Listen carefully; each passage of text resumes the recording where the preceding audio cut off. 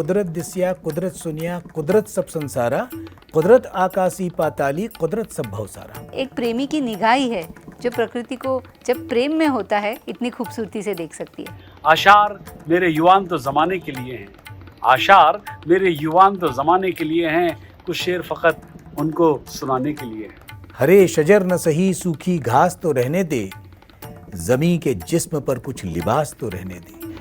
प्रणाम और एक बार पुनः तहे दिल से आप सबका स्वागत। आप जुड़े हुए हैं विश्व शांति दर्शन से, जिसके मंच से विज्ञान, अध्यात्म और विश्व शांति जैसे विषयों पर वीडियोस बनाए जाते हैं। चैनल के दृष्टा हैं विश्वधर्मी प्रोफेसर डॉक्टर विश्वनाथ दा कराड, जो विगत कई वर्षों से विश्व में शांति की स्थापना करने के लिए कार्यरत हैं।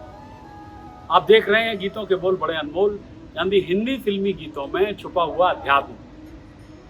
सच्चाई तो यह है कि भारतीय हिंदी सिनेमा जगत की कल्पना गीतों और नृत्य और दृश्यों के बिना नहीं की जा सकती। फिल्मी गीत कई तरह के उद्देश्यों की पूर्ति करते हैं। पूरी कहानी में उन्हें विचारशील अंतराल पर रखा जाता है और वे केवल संवादों की तुलना में अधिक प्रभावशाली बयान देते हैं। ये गीत मनोरंजक और ज्ञानवर्धक दोनों होते हैं।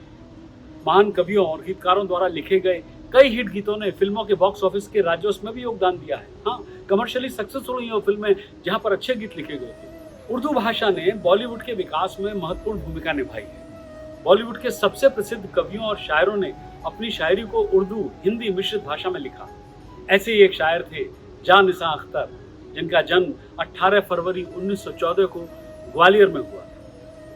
उर्दू गजलों और नज्मों के एक भारतीय कवि होने के साथ साथ वे प्रोग्रेसिव राइटर एसोसिएशन का हिस्सा भी थे और हिंदी सिनेमा के गीतकार भी। वो मुजफ्फर खैराबादी के बेटे और फजल हक खैराबादी के परपोते थे। फजल हक खैराबादी भारतीय स्वतंत्रता आंदोलन के एक कार्यकर्ता थे। उन्होंने 1857 के दौरान ब्रिटिश उपनिवेशवाद के खिलाफ सैन्य जिहाद करने के पक्ष में एक प्रारंभिक धार्मिक आदेश जारी किया था और 1857 के विद्रोह में भाग लेने के लिए कई अन्य लोगों को उन्होंने प्रेरित भी किया। जैसा कि मैंने आपको बताया कि मुजफ्फर खैराबादी जान निसार अख्तर के पिता और जावेद अख्तर और सलमान अख्तर के दादा थे। उनके परपोते हैं फरहान अख्तर, जोया अख्तर और कबीर अख्तर। जान निसार ने Victoria college high school Gwalior से मैट्रिक पास किया और 1930 में अलीगढ़ मुस्लिम विश्वविद्यालय में दाखिला लिया, जहां उन्होंने बीए ऑनर्स और एमए की डिग्री हासिल की। बाद में उन्होंने अपना डॉक्टरेट का काम शुरू किया, लेकिन पारिवारिक परिस्थितियों के कारण उन्हें ग्वालियर लौटना पड़ा। 1943 में उन्होंने शायर मजाज की बहन साफिया से शादी की। साफिया एक मदरसे में बतौर टीचर काम करती थी। अपने घर से बाहर काम करने के लिए वो एक व्यवहारिक आवश्यकता को पूरा कर रही थी, क्योंकि जान निसार अख्तर की आमदनी छुटपुट थी और अपने बच्चों का पालन पोषण करने के लिए उन्हें ये काम करना आवश्यक था। इस प्रकार जब जान निसार एक फिल्म गीतकार के रूप में अपनी किस्मत आजमाने के लिए मुंबई चले गए, तब साफिया अपने बच्चों के साथ ग्वालियर में वापस आ गई और पति की अनुपस्थिति में वे पत्रों के माध्यम से अपने पति से जुड़ी रही।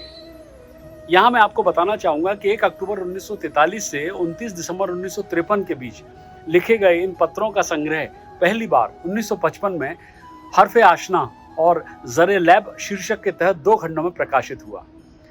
जामिया मिलिया इस्लामिया के हिंदी विभाग के पूर्व प्रमुख प्रोफेसर असगर वजाहिद ने इन पत्रों का हिंदी में अनुवाद किया और 2004 में तुम्हारे नाम इस शीर्षक से यह प्रकाशित हुआ।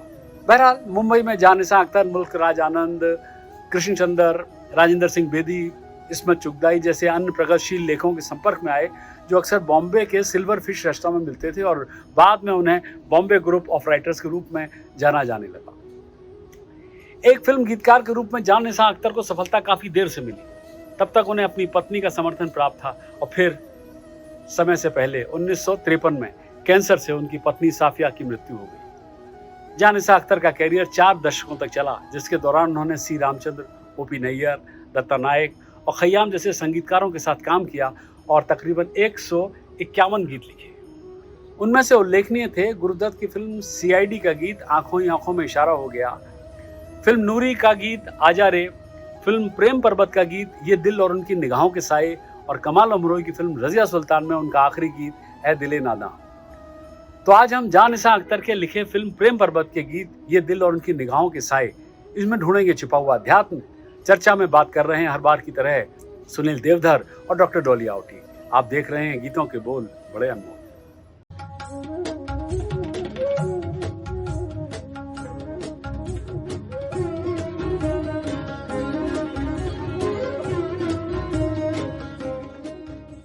नमस्कार, स्वागत है आपका विश्व शांति दर्शन चैनल पर। आप देख रहे हैं प्रोग्राम गीतों के बोल बड़े अनमोल, जो आधारित है डॉक्टर सुनील देवधर जी की पुस्तक बड़े अनमोल गीतों के बोल पर। तो आइए एक बार फिर से स्वागत करते हैं सुनील देवधर जी का, जो आज हमारे साथ स्टूडियो में उपस्थित हैं।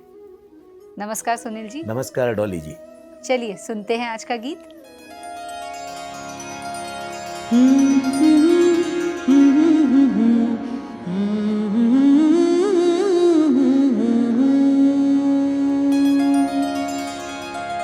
ये दिल और उनकी निगाहों के साए, ये दिल और उनकी निगाहों के साए, ये दिल और उनकी निगाहों के साए मुझे घेर लेते हैं बाहों के साए, मुझे घेर लेते हैं बाहों के साए।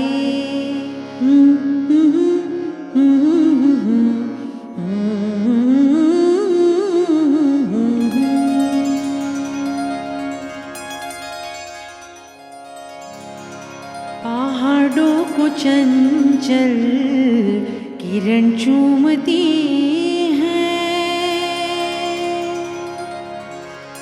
पहाड़ों को चंचल किरण चूमती है, हवा हर नदी का बदन चूमती है, हवा हर नदी का बदन चूमती है।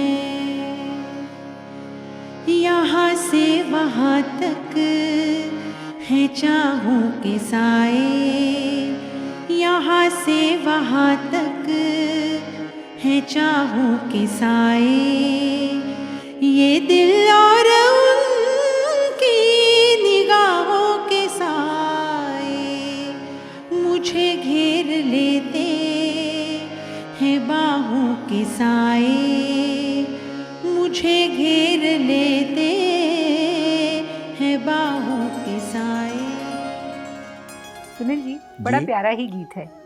कहीं ना कहीं मुझे ऐसा लगता है जब इंसान इश्क में होता है तो उसे अपने आसपास अपने सामने जो कुछ भी है वो बड़ा सुंदर, सुहाना, प्रेम से भरा हुआ लगता है जी। क्या कुछ ऐसा ही कहना चाहते हैं गीतकार इस गीत में? यानी इश्क में सब कुछ हरा हरा ही दिखता है, ऐसा आपका शायद कहना है। निस्संदेह जब हम प्रकृति के साथ में प्रेम करते हैं ना, तो प्रकृति भी हमसे प्रेम करती है और फिर सब कुछ हमें बहुत सुखद लगता है। और अगर आप इधर के कुछ गीतों पर विचार करें तो अब उन गीतों में प्रकृति का वर्णन नहीं मिलता। एक आध कोई गीत याद पड़ता है, शायद वो हवा के झोंके आज मौसमों से रूठ गए। उसके अलावा आप ये देखिए कि आज के गीतों में प्रकृति का वर्णन नहीं है। तो न बादल है, कोरिलेशन मिसिंग हो रहा है जी, और न बादल है, न खुशबू है, न हवा है, न गगन है, न लहरें हैं, न पानी है, न नदियाँ हैं। तो ये सारे शब्द आज के गीतों में नहीं आते। तो जब हम प्रकृति के साथ में रहते हैं तो निस्संदेह प्रकृति भी हमसे प्यार करती है। और गुरु नानक देव ने तो प्रकृति को ही ईश्वर कहा। वे नेचर को ही ईश्वर के रूप में देखते हैं और इसीलिए वो कहते हैं कि कुदरत दिस्या, कुदरत सुनिया, कुदरत सब संसारा, कुदरत आकाशी पाताली, कुदरत सब भवसारा। ये जो चारों तरफ प्रकृति दिखाई दे रही है यही ईश्वर है, ऐसा गुरु नानक का मानना है। बहुत खूब सुनील जी, चलिए सुनते हैं आगे की लाइन। लिपटे ये पेड़ों से बादल घनेरे, लिपटे ये पेड़ों से बादल घनेरे, ये पल पल उजाले, ये पल पल अंधेरे, ये पल पल उजाले, ये पल पल अंधेरे। बहुत ठंडे ठंडे हैं राहों के साए, बहुत ठंडे ठंडे हैं राहों के साए, ये दिल और उनकी निगाहों के साए। तो देखिए ना सुनील जी, जी आपका जो वर्णन था प्रकृति के प्रति वो तो सही है, लेकिन कहीं ना कहीं एक प्रेमी की निगाह ही है जो प्रकृति को जब प्रेम में होता है इतनी खूबसूरती से देख सकती है। क्या कहेंगे आप? आपकी बात एकदम सही है और उसका जवाब हमने यही दिया है। लेकिन प्रकृति से प्रेम कभी कभी इतना अधिक हो जाता है कि मानवीय प्रेम भी उसके आगे फीका लगने लगता है। सुमित्रानंदन पंत ने अपनी एक कविता में ये कहा है, छोड़ द्रुमों की मृदु छाया, तोड़ प्रकृति से माया। छोड़ द्रुमों की मृदु छाया, तोड़ प्रकृति से माया, बाले तेरे बाल जाल में कैसे उलझा दूं मैं लोचन। यानी वो प्रकृति की तरफ देखने में इतने व्यस्त हैं कि वो जो मानवीय सौंदर्य उनके सामने है उसकी ओर भी उनकी दृष्टि नहीं जाती। लेकिन फिर भी आप जो कह रही हैं कि प्रेम प्रेम है और जो प्रकृति से प्रेम करेगा वो मनुष्य से भी करेगा। बहुत सुंदर सुनील जी, आइए सुनते हैं आगे की पंक्तियां। धड़कते हैं दिल कितनी आज़ादियों से, धड़कते हैं दिल कितनी आज़ादियों से, बहुत मिलते जुलते हैं इन वादियों से, बहुत मिलते जुलते हैं इन वादियों से।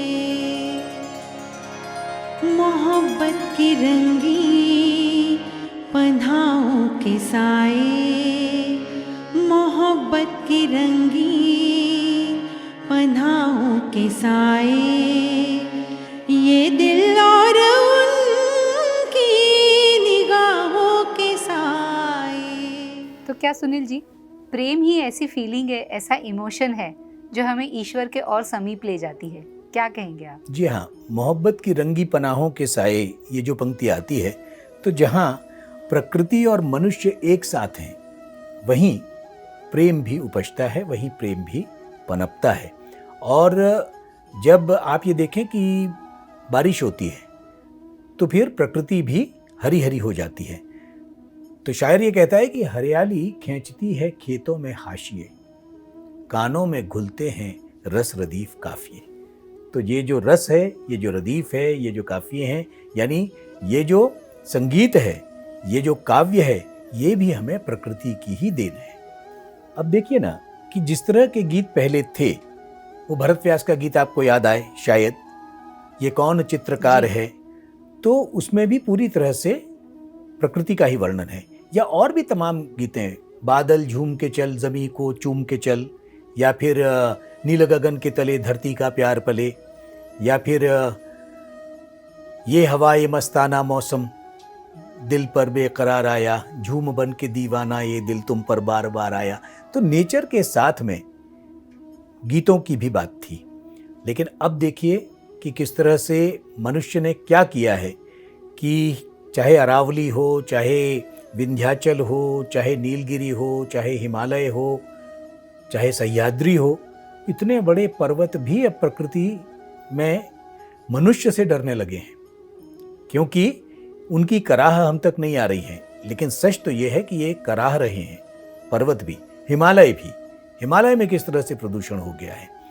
तो एक समय था जब इतना सारा वर्णन इन गीतों में होता था, प्रकृति के गीतों में होता था, प्रकृति में होता था, और अब ये स्थिति है कि हमें काव्य में भी प्रकृति का वर्णन ढूंढना पड़ता है। अब उल्टा है, जैसे शायर ये कह रहा है कि अब दर्द है तब थी दवा, वाह वाह कैसी हवा।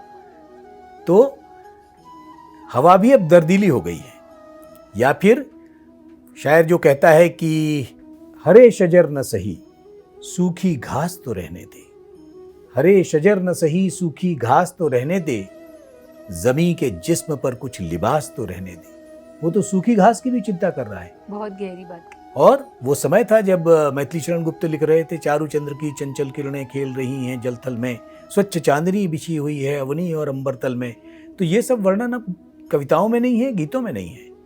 तो ये एक प्रश्न है। इसलिए जब आप ये कह रही हैं, मोहब्बत की बात कर रही हैं, तो प्रकृति से मोहब्बत पहले करनी पड़ेगी, नेचर के साथ में हमें रहना पड़ेगा, तब हमारी मोहब्बत भी फलीभूत होगी।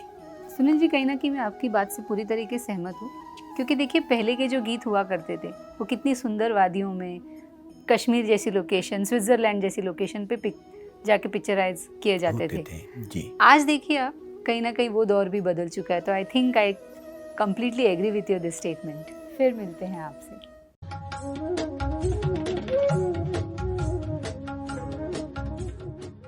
Welcome back. एक बार फिर आप सभी का स्वागत। आप देख रहे हैं गीतों के बोल बड़े अनमोल, और कहानी चल रही है बॉलीवुड के राइटर जावेद अख्तर के पिताश्री जान निसार अख्तर की। संगीत निर्देशक मदन मोहन और सी रामचंद्र के साथ जान निसार के जुड़ाव के कारण कई यादगार फिल्मी गाने बने। उनके कुछ उल्लेखनीय गीत थे किशोर कुमार का फिल्म नया अंदाज का गीत मेरी नींदों में तुम, मेरे ख्वाबों में तुम, मोहम्मद रफ़ी द्वारा गाया गया फिल्म छू मंतर का गीत गरीब जान के हमको न तुम दगा देना, ओबी नेयर के संगीत से बना पिया पिया पिया मोरा जिया ये पुकारे, बाप रे बाप फिल्म का गीत भी शामिल है।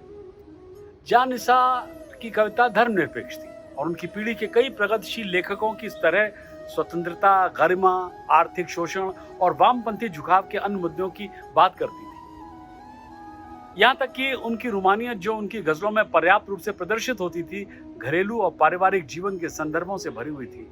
उनके कई प्रसिद्ध शेरों में से एक है, आशार मेरे युवान तो जमाने के लिए हैं, आशार मेरे युवान तो जमाने के लिए हैं, कुछ शेर फकत उनको सुनाने के लिए है। यानी यूं तो मेरी शायरी पूरी दुनिया के लिए है, मगर कुछ ऐसे शेर हैं जो केवल प्रियतम के लिए होते हैं। उनकी काव्य रचनाओं में नजरे बतान, सलासिल, जावेदान, पिचाली पहर, घर आंगन और खाके दिल शामिल है। उनका लिखा द एशेज ऑफ हार्ट एक कविता संग्रह था जिसके लिए उन्हें साहित्य अकेडमी, भारत की नेशनल एकेडमी ऑफ लेटर्स द्वारा उर्दू में 1976 साहित्य अकेडमी पुरस्कार से सम्मानित भी किया गया। प्रारंभ के रूमानी काव्य में धीरे धीरे क्रांतिकारी तत्वों का मिश्रण होता गया और वे यथार्थवाद की ओर बढ़ते गए। जी हाँ, साम्राज्यवाद का विरोध और स्वदेश प्रेम की भावना से इनकी कविता ओतप्रोत रही। दूसरा महायुद्ध, आर्थिक दुर्दशा, राजनीतिक स्वाधीनता, विश्व शांति और ऐसी अनेक घटनाएं जिनको अख्तर ने अपनी वाणी प्रदान की। 1967 में उन्होंने प्रदीप कुमार और मीना कुमारी अभिनीत बहू बेगम नामक एक फिल्म लिखी और प्रोड्यूस भी की। अपनी मृत्यु के 4 साल की अवधि के दौरान उन्होंने अपनी रचनाओं के 3 संग्रह प्रकाशित किए, जिनमें सबसे महत्वपूर्ण खाके दिल है, जिसमें 1935 से 1970 तक की उनकी प्रतिनिधि कविताएं हैं और जिसके लिए 1976 में उर्दू भाषा का साहित्य अकेडमी पुरस्कार मिला।